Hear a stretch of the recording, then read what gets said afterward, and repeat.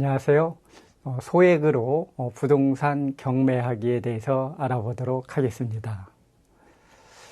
먼저 사례 물건을 하나 보겠는데요. 경기도 부천시 역곡동에 있는 오피스텔 경매 물건이 되겠습니다. 최초 감정가 1억 4,600만 원의 물건이 유차를 거듭하여 3분의 1 수준인 5천만 원대까지 떨어진 물건인데요. 이처럼 이 물건이 부천역 바로 역세권에 소재한 물건임에도 불구하고 유차를 거듭한 이유는 몇 가지 단점이 있는데요. 첫 번째는 경매 대상이 전부가 아니고 경매 물건의 일부, 우리는 이를 지분 물건이라고 하는데요. 우리 학우님들이 잘 아시다시피 지분 물건에 있어서 임대인이 단독으로 관리 행위를 하기 위해서는 매각 대상이 다수, 즉 적어도 50.1% 이상의 물건이 돼야 됩니다. 그런데 이 물건은 매각 대상이 절반에 미치지 못하는 42.5%가 매각 대상이 됩니다. 결국 이 물건은 그 누군가가 낙찰을 받더라도 단독으로 이 낙찰받은 부동산을 전체를 임대 또는 사용 수익에 제약이 있게 됩니다. 즉 나머지 지분권자들과 추가적인 협상이라는 기나긴 과정이 필요한 것이죠. 바로 이 부분이 이 물건의 가격 하락에 큰 영향을 미쳤던 것 같고요. 또 하나는 이 물건은 역세권에 소재하고 있는 물건임에도 불구하고 오랫동안 관리가 제대로 이루어지지 않았습니다. 즉 오랜 동안 공실로 방치가 됐는데요. 이렇다 보니까 그동안 밀린 관리비가 최저 매각가 5천만 원보다도 훨씬 많은 6천여만 원의 관리비가 밀린 부분도 낙찰자의 발목을 잡는 이유가 됐습니다. 그럼에도 불구하고 이 물건은 4명이 참여해서 7,300여만 원의 낙찰이 이루어졌는데요. 바로 7,300만 원의 낙찰 받으신 분들은 이처럼 지분 물건의 단점이 있고 그리고 밀린 관리비가 최저 매각가보다도 훨씬 많은 물건을 낙찰받은 이유가 있느냐라는 거죠. 겉보기에는 얼핏 우리가 쉽게 납득이 가지 않는데 이분은 이 낙찰자는 바로 이 물건이 소재하고는 위치를 감안해서 이 위치는 어느 것과 바꿀 수가 없는 천부적인 자원이 되겠죠. 그래서 이 물건을 처음 낙찰 당시에는 고시원, 그리고 낙찰 후에는 고시원에서 공유 오피스로 임대를 하기로, 즉 관리를 하기로 하는 목적으로 낙찰을 받습니다.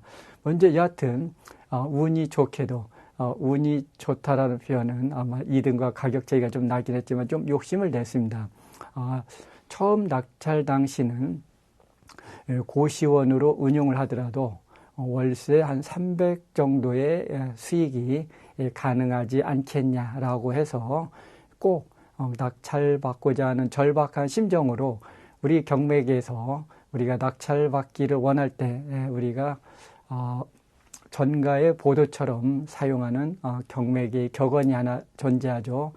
당신이 특정 물건을 낙찰받기를 원한다면 전 유찰가 지난번 가격 7,154만 원인데요. 바로 이 금액을 넘기라는 격언이 있는데 최고가 매수인은 바로 이 격언을 참고해서 전 유찰가를 넘기고 낙찰을 받았는데 문제는 낙찰을 받고 뒤를 돌아봤더니 2등이 저 멀리 떨어져 있다는 조금은 씁쓸함이 있었지만 그래도 최고가 매수인은 낙찰 금액에 연연하기보다는 향후에 이 물건의 고시원 등을 통해서 고시원을 통해서 얻을 수 있는 임대 수익이 확고했기 때문에 2등보다 1,000여만 원 더 쓴 거에 대해서는 크게 개의치를 않았습니다. 문제는 여기까지는 낙찰자의 의지대로 잘 이루어졌는데 문제는 이 물건에 낙찰자가 단독으로 이 물건을 고시원으로 운용할 수는 없다라는 거죠. 왜 그러냐면 앞전에도 말씀을 드렸듯이 이 물건의 매각 대상은 부동산 전부가 아닌 일부, 그 일부도 50% 즉 과반수가 아닌 반수에도 미달하는 42.5%였다는 거죠. 참 이 부분이 아쉬움이 많은 부분인데요. 아예 우리 학우님들이 지분 물건을 경매할 때는 아예 소수 지분이면 차라리 나을 수도 있는데 이처럼 이 매각 대상은 공유자 7명 중에서 가장 다수이긴 합니다. 가장 지분이 많지만 이 물건의 낙찰자는 과반수에 미달하기 때문에 단독으로 관리라든가 임대 등의 행위를 할 수가 없게 됩니다. 물론 내 낙찰받은 지분에 대해서 처분은 가능하지만 사용이라든가 수익 등 임대 행위는 할 수가 없는 단점이 있어서 결국 공유자는 이 낙찰자는 잔금을 납부하면 나머지 공유자들과 협상을 하게 됩니다. 일반적으로 우리 경매계에서 지분 물건 관련해서 기존의 공유자와 원만하게 협의가 되면 최선이지만 협의가 여의치 않아서 결렬이 될 때는 결국은 낙찰자는 다른 공유자를 상대로 공유물 분할 청구 소송을 해야 됩니다. 일반적으로 공유물 분할 청구 소송을 하면 그 기간은 한 1년 정도 소요가 되고요. 그리고 공유물 분할 청구 소송에서 이 물건은 전체 7인이 소유하고 있을 때 7명의 소수 지분 등으로 분배할 수가 없기 때문에 판결은 이 부동산 전부를 경매 붙여서 그 매각 대금을 소유 지분별로 분배하라는 판결을 가지고 다시 부천 지원에서 경매 절차를 거치게 됩니다. 다시 경매는 우리 학우님들이 잘 아시다시피 신청부터 낙찰 그리고 배당까지 이루어지는 기간이 최소 1년 정도 소요가 됩니다. 즉 지분 물건은 기존의 공유자들 간에 원만한 협의가 이루어지지 않을 때는 적어도 2년의 소요기간, 즉 법률적인 소요기간, 재판상의 그리고 경매 절차를 통해서 나머지 지분권을 온전하게 재산권 행사한 데는 2년의 소요기간을 감당을 해야 됩니다. 결국 우리가 이 물건은 2021년 3월 달에 낙찰이 이루어졌다. 그러면 일반인들은 이 낙찰자가 이 지분 물건을 낙찰받은 물건을 어떻게 그 이후에 활용하고 있는지는 2년 후에 이 물건을 추적을 하면 대충 알 수가 있게 되는데요. 이 물건 역시 약 2년 정도 소요가 되는데 이때 그 2년은 앞전에 말한 공유물 분할 재판과 그 다음에 공유물 분할에 대한 경매를 통해서 2년이 소요되는 것이 아니라 매각 대상에서 제1인 나머지 소수 지분권자 6인을 상대로 낙찰자가 협상 과정을 거치는 기간이 그 기간 정도 소요가 된 물건이 되겠습니다. 그러면 42.5%를 7,300만 원으로 낙찰받으신 분은 나머지 공유자들과 어떤 과정을 거치고 그리고 협의가 끝난 후 애초에는 고시원으로 운영하려고 했는데 그 이후에 공유 오피스로 전환을 했는데 그 이후에 진행 과정을 소개하도록 하겠습니다. 먼저 쟁점을 크게 두 가지 부분으로 나누어서 소개를 하도록 하겠습니다. 관리비 부분에 있는데요. 우리 학우님들이 잘 아시다시피 기존의 점유자들이 또는 소유자들이 관리비를 밀려놓은 경우 그 밀린 관리비를 낙찰받은 최고가 매수인이 부담하는 영역은 지난 2001년과 2006년에 두 번의 대법원 판결을 거쳐서 이제는 낙찰자는 관리비 중 전유 부분과 공용 부분을 나눠서 낙찰자는 공용 부분만 부담하고 다시 공용 부분은 원금과 이자로 이루어졌는데 그 공용 부분에 낙찰자는 원금만 부담을 하게 됩니다. 그리고 민법 163조의 채권의 소멸시효 규정을 요 관리비에 준용을 하면 관리비는 매월 납부하는 채권이기 때문에 소멸시효 중 단기에 해당이 돼서 관리비 채권의 소멸시효는 3년이 되겠습니다. 대법원 판례와 민법의 규정을 준용하면 낙찰자는 전체 밀린 관리비 6천만 원을 모두 부담하는 것이 아니라 이 6천만 원 중 공용 부분, 다시 공용 부분도 10년 동안의 연체료가 발생하기 때문에 이 연체 비용은 부담하지 않고 다시 10년의 공용 부분 원금도 민법 163조 규정을 준용하면 낙찰자가 잔금을 낸 날로부터 3년분만 부담을 하게 됩니다. 즉 이걸 감안해서 입찰자, 즉 최고가 매수인은 실제 관리단에서 그동안 밀린 돈은 6천만 원이지만 그중 절반에 가까운 3천만 원 정도는 부담할 수 있겠다라는 전제에서 응찰을 합니다. 그리고 낙찰이 되면 최고가 매수인은 실제 관리비 내역을 열람을 할 수 있게 되죠. 실제 열람한 결과 아까 그 부분, 즉 공용 부분의 3년분의 원금은 약 2,600만 원이 됩니다. 애초에 생각했던 3천만 원 정도 부담을 하겠다는 선에서 큰 오차는 없었던 거죠. 근데 최종적으로 이 낙찰자는 관리단하고 협상을 잘해서 실제 부담한 비용은 약 3분의 1 정도인 1,900여 원, 약 2천만 원이 좀 안 되는 금액을 부담을 합니다. 애초에 6천만 원이 밀려 있지만 그 중에 절반인 한 3천만 원 정도는 충분히 부담할 수도 있겠다 했는데 그 금액에서 약 1,000만 원 정도 좀 덜 되는 1,000만 원이 좀 넘는 금액을 최종적으로 부담합니다. 즉 낙찰자는 일단은 관리비 부분의 첫 단추를 잘 깨웠고요. 그 다음에 두 번째, 낙찰자가 받은 이 물건은 근 10년간 관리가 안 돼 있습니다. 그러다 보니까 여기는 이제 두 가지 숙제가 기다리고 있는데, 하나는 나머지 공유자들 중에 일부를 매입을 해서 전체 지분을 절반을 넘기는 그런 과정을 거쳐야 되고요. 그리고 그 절반이 넘는 순간 낙찰자는 비록 전체 지분을 확보하지 못할지라도 단독으로 이 물건의 관리 행위를 할 수가 있게 됩니다. 즉 낙찰자는 낙찰 후에 생각을 바꿔서 고시원보다는 공유 오피스가 더 이 물건의 입지 등을 감안했을 때는 더 유망하다라고 판단하고 공유 오피스로 이 물건을 전환하기로 마음을 정합니다.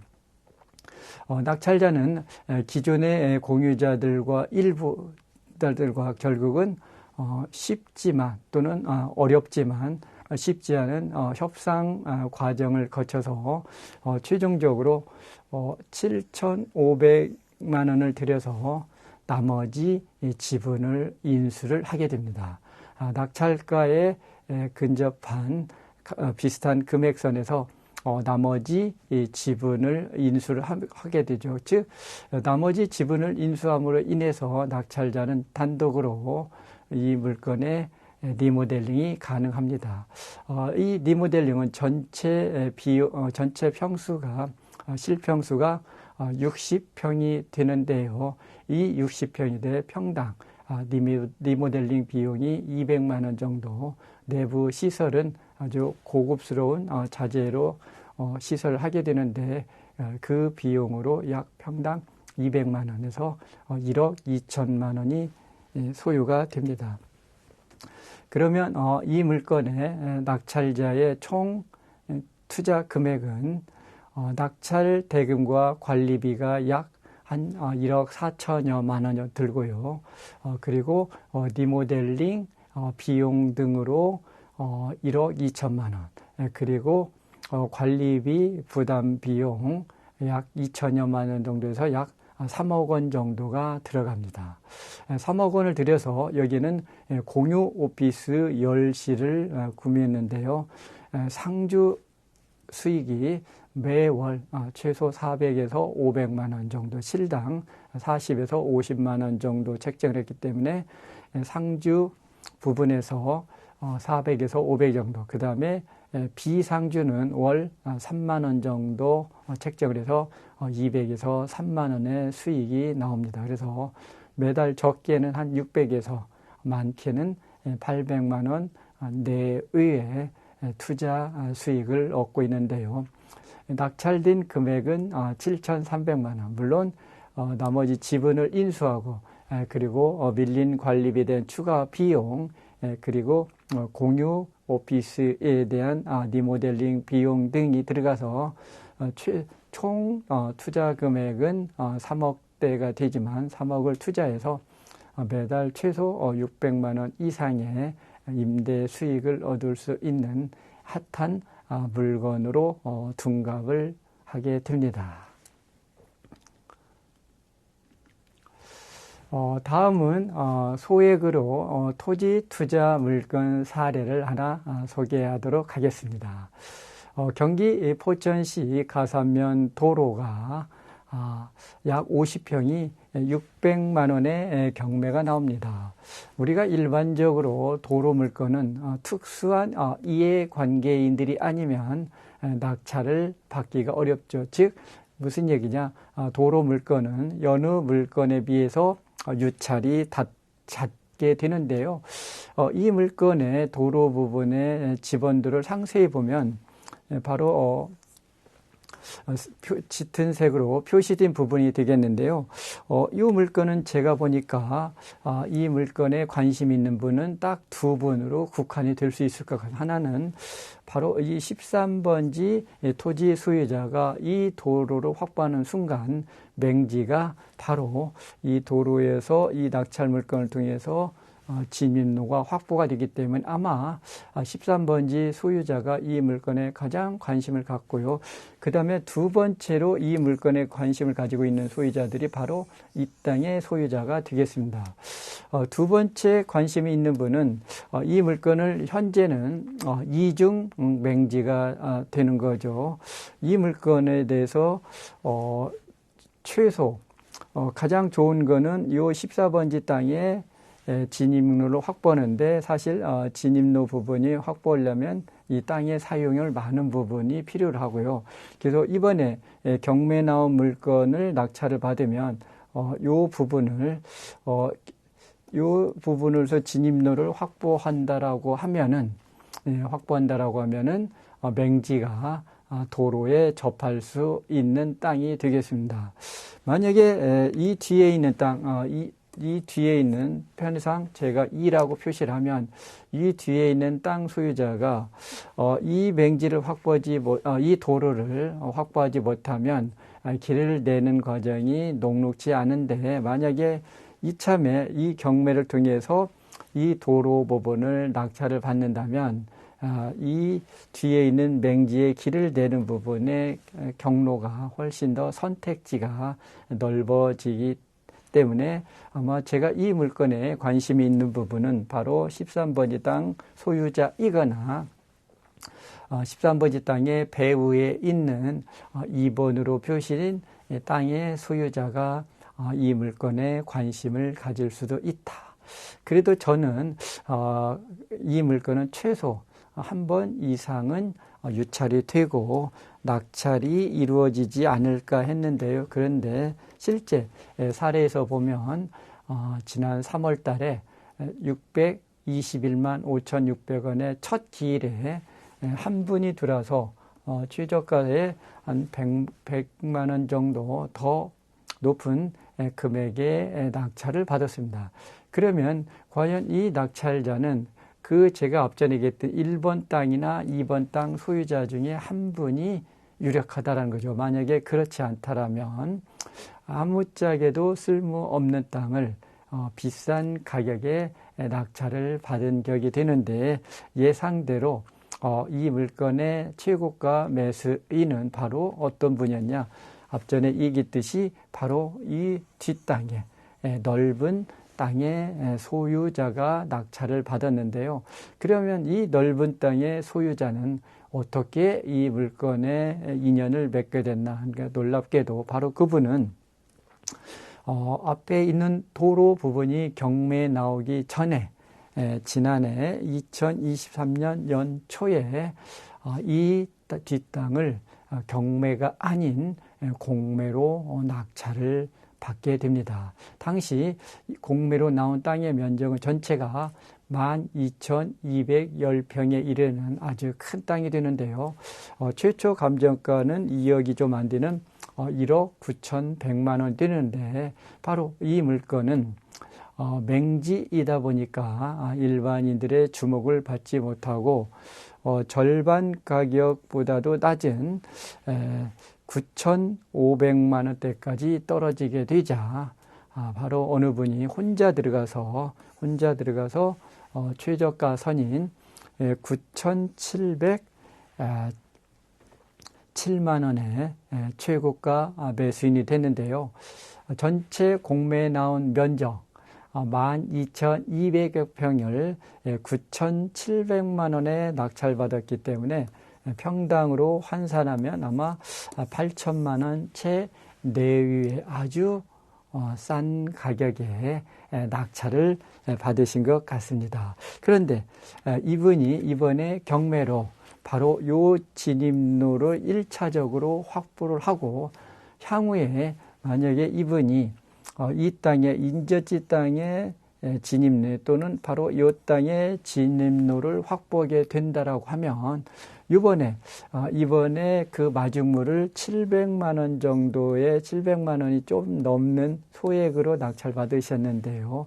그러면 이 땅은 평당 8천 원짜리가 최소 몇만 원, 즉 낙찰받은 금액은 9천여만 원, 1억 원이 좀 안 되는 금액에 낙찰받았는데 몇 억대의 땅으로 둔갑할 여지도 있다. 즉 700만 원의 마중물을 가지고 몇 억대의 가치 상승이 할 수 있는, 또는 가치 상승이 기대되는 물건이 되겠습니다.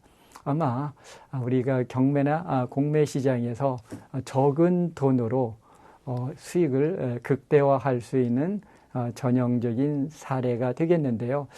이 물건에 대해서 우리 학우님들과 나누는 우리는 시사점은, 우리는 경매 또는 공매에 대해서 영역을 굳이 나눌 필요는 없지 않나 생각을 합니다. 즉 내가 고양이를 기르는 목적이 쥐를 잡는 목적이라면 굳이 신고양이, 검은 고양이를 따질 이유는 없다. 즉 색깔이 어떻든 흰색이든 검은색이든 쥐를 잘 잡는 고양이가 나한테는 예쁜 고양이가 될 수 있다는 거죠. 즉 저나 우리 학우님들은, 저는 수업 시간에 경매론을 소개를 하지만 우리 학우님들은 경매와 공매 시장을 아우러서 두루 널리 살펴보고 관심을 가지면 바로 이와 같은 우리가 소액으로 수익을 극대화할 수 있는 사례들을 접할 수가 있게 되겠습니다.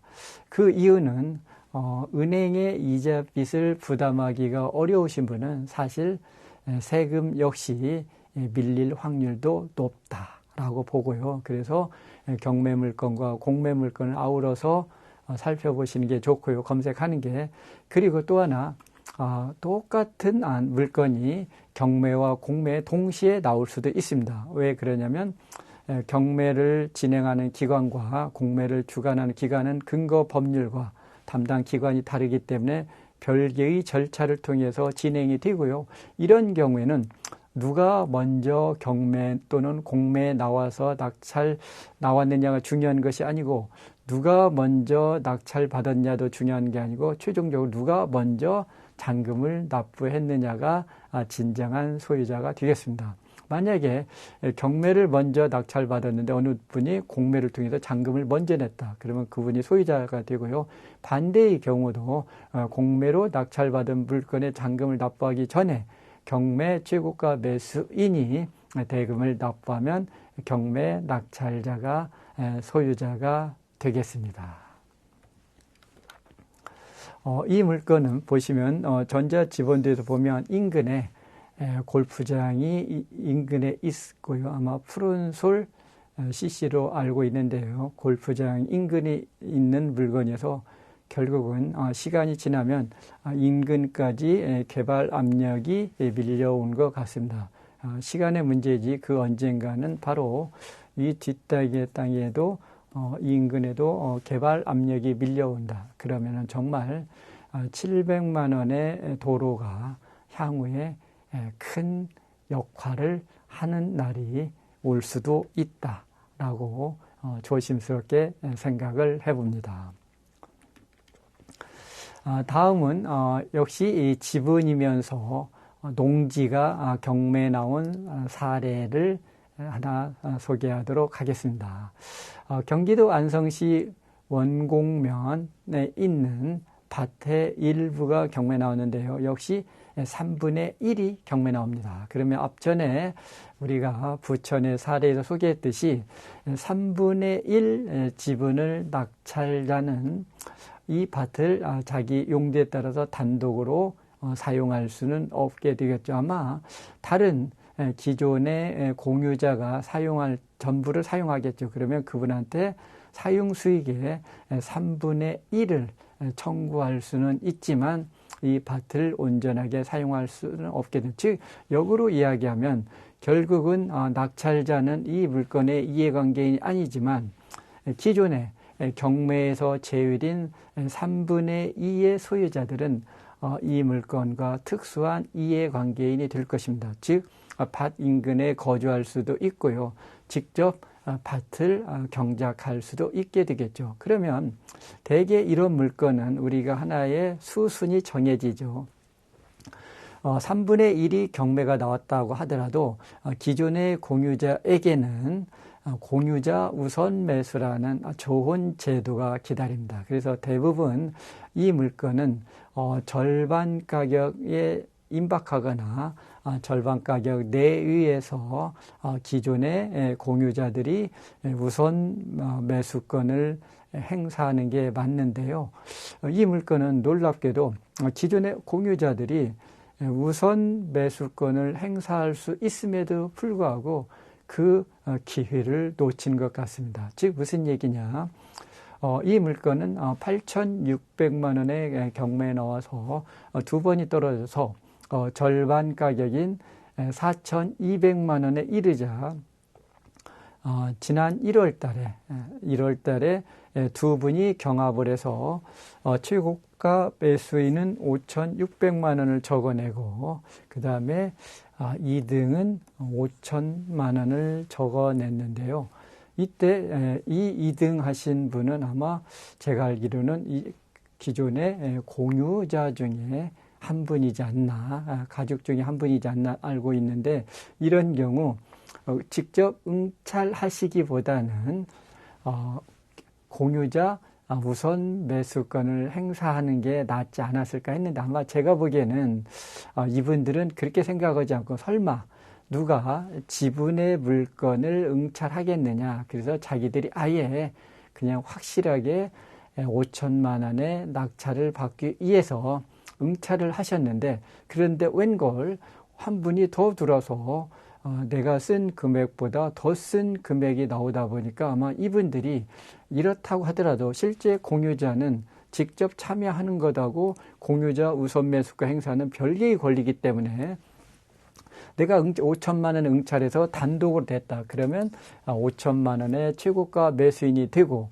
그런데 웬걸 나 말고 또 한 분이 들어서 5,600만 원의 최고가 매수인이 나타나면 이때는 5,600만 원에 대해서 공유자 지위로서 우선 매수권을 행사할 수도 있었을 텐데 아마 이 절차에 대해서는 미처 거기까지 생각이 도달하지 못한 것 같습니다. 여하튼 이 물건은 이 부동산과 이해가 없는 분이 5,600만 원의 최고가 매수인이 되고 그리고 대금도 납부했는데 바로 납부하자마자 얼마 되지 않아서 기존의 공유자한테 연락이 왔다고 합니다. 즉 무슨 얘기냐? 이 땅은 오래전부터 농사를 지어왔던 땅이고 가족의 연고, 이해가 있는 물건이기 때문에 최고가 매수인에게 적정 금액을 추가적으로 부담을 할 때니까 금액을 매수인의 지위를 넘겨달라. 아마 우리가 지분 물건에 대해서 최고의 선택지가 나온 것 같습니다. 앞전에 소개했듯이 우리는 일반적으로 지분 물건의 회임 기간을 2년을 봅니다.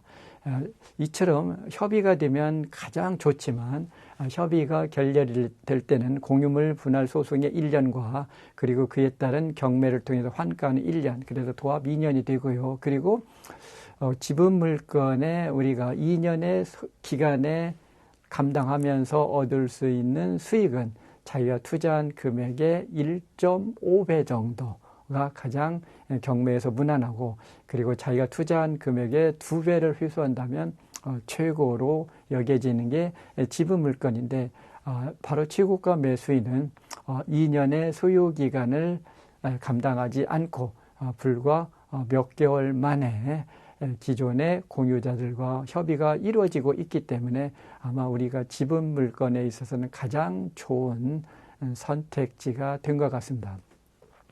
그리고 이 물건은 하나 우리가 기억을 해야 될 부분이 지목이 농지이다 보니까 농지 취득 자격증명을 제출해야 되는데요. 우리가 농지증 관련해서는 우리 학우님들이 두 가지를 기억해야 되는데, 하나는 매각 대상의 면적이 1,000제곱미터 미만인지 이상인지, 1,000제곱미터 미만일 때는 주말 체험 영농으로, 그리고 1,000제곱미터 이상일 때는 일반 영농 용도로 신청을 해야 되는데요. 이 물건은 전체 농지 자체도 580제곱미터로 주말 체험 영농인데 그 중에 3분의 1이기 때문에 이 물건은 생애 최초로 농지 경매를 참여하시는 분은 주말 체험 영농 용도로 농지 취득 자격증명 발급을 신청할 수 있고요. 그리고 또 하나 우리는 지분이 농지가 나올 때는 과거에는 지분임에도 불구하고 여러 사람이 공동으로 이처럼 농지에 대해서 여러 사람이 공동으로 낙찰받는 게 허용이 됐는데, 이제는 지분 물건은 농지법상 최대 7명까지 공동 낙찰이 가능하기 때문에 혹시 우리 학우님들 중에서 지분을 농지, 일반 부동산은 공동 투자가 관계가 없지만 농지일 때는 한해서는 꼭 지분으로 낙찰받기 전에는 7명이 초과되면 안 된다라는 거 하고요. 그리고 그 이내일지라도 반드시 매각기일 전에 농지 소재지, 읍면 동사무소 또는 시군 군청에 농지 담당자와 사전 면담이라든가 미팅을 통해서 몇 사람이 공동으로 응찰하고자 하는데 농지 취득 자격증명 발급에 제한이 없는지 등을 꼭 확인 후 입찰에 참여하시기 바랍니다. 지금까지 제가 비교적 적은 돈으로 응찰하는 경매 물건의 종류별로 소개를 했습니다. 물론 사람에 따라서는 제가 소개한 물건도 소액이 아닐 수도 있고요. 또 반대로 소액이 될 수도 있겠지만 적어도 응찰하고자 하는 금액은 우리가 기존의 관념을 떠나서 앞전에 1,000만 원 미만에도 우리가 응찰할 수 있는 물건이 우리가 조금 더 눈높이를 달리하면 주변에 만날 수가 있다라는 거고요. 그리고 실제 1,000만 원 미만은 지방에는 많이 소재하고 있는 것 같습니다. 그렇지만 이 수도권 인근 지역에서는 사실 부동산 가격의 기본 가격이 정해져 있기 때문에 대부분은 여기는 우리가 사례에서 보듯이 1억 미만대, 대개 5천만 원 전후 또는 3천에서 5천 또는 7천만 원 전후에 들어갈 수 있는 물건들은 종종 접할 수가 있을 것 같습니다. 제가 이런저런 몇 가지 내용을 소개를 하셨는데요. 이런 내용들이 우리 의사결정에 또는 학습하는 데 우리 학우님들에게 작은 도움이 되셨으면 좋겠습니다. 오랜 시간 동안 수고 많으셨습니다.